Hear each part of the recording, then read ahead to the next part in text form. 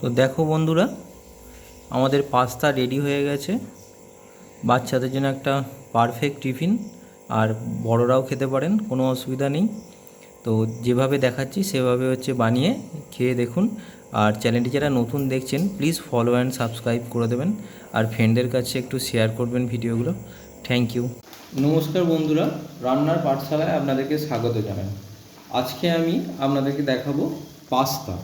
কিন্তু পাস্তাটা আজকে আমি যেটা করে দেখাবো সেটা সম্পূর্ণ টিফিনে খাবার মতন, এবং বিশেষত বাচ্চাদের খাওয়াবার জন্য।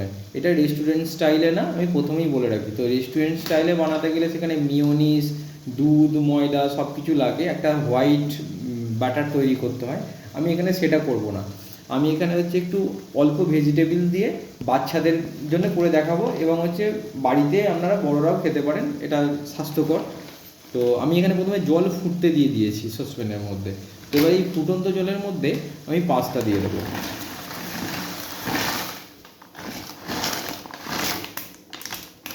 আমি পাস্তাটা দিয়ে দিলাম।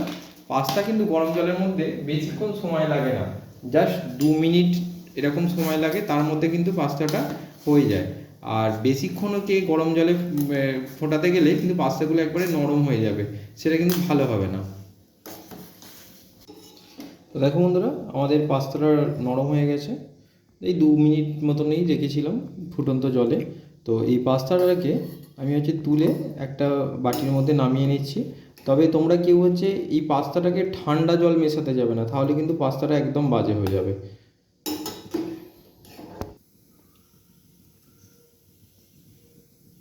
তো বন্ধুরা, পাস্তার মশলাটা বানাবো, তার জন্যে একটু তেল নিলাম।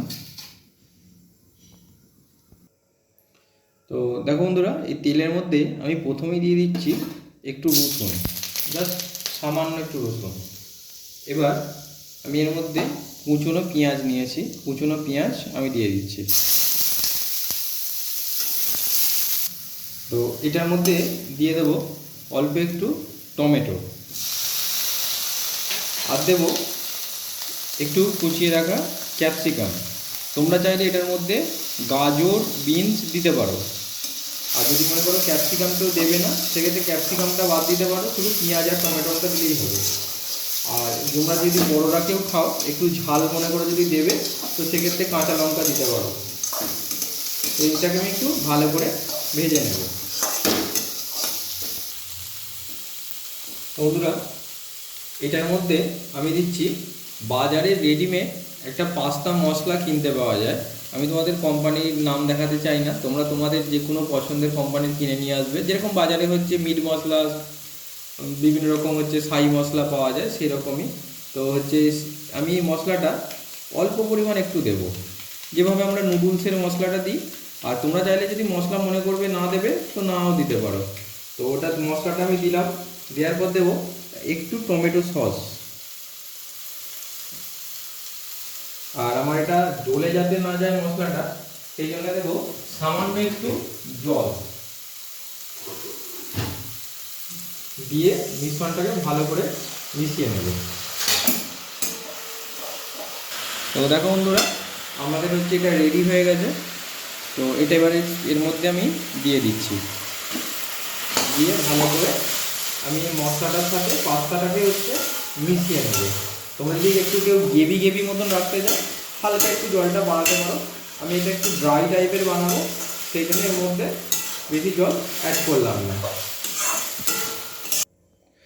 তো বন্ধুরা, দেখো আমাদের পাস্তা রেডি হয়ে গেল। আর এই নামাবার সময় বা আরেকটু আগে তোমরা গোলমরিচের গুঁড়ো যদি খেতে পছন্দ করো তো দিতে পারো। তো বাচ্চারা তো একদমই ঝাল খেতে পারে না, যার জন্য আমি এই গোলমরিচের গুঁড়োটাও দিলাম না। তো যারা মনে করবে গোলমরিচ দেবে, তো এখানে একটু গোলমরিচের গুঁড়ো দিয়ে দেবে। সো থ্যাংক ইউ ফ্রেন্ডস, আবার দেখা হবে পরবর্তী ভিডিওয়।